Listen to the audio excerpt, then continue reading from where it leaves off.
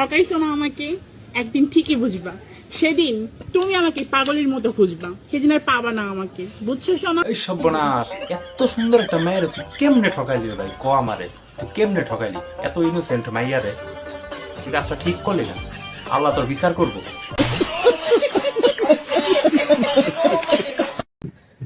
খোদার কসম করে কইলাম, কসম কে লেখাতেছে না পা কোন দেখি? আজকের পর থেকে তোর দিকে আমি ফিরেও তাকাবো না। ইয়াল্লা, কি কইতাছে না পা? আর তাকাইবেন না বাইক দিকে? আল্লাহ, শুধু ঘৃণাই করবো আমি তোর।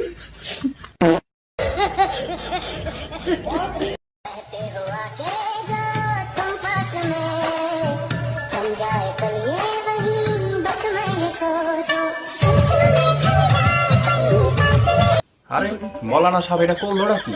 মসজিদে একসাথে আমিন আমিন করলাম, কিন্তু জান্নাতের ফল একলাই খায় ফেলতেছে, ব্যাপারটা তো বুঝলাম না।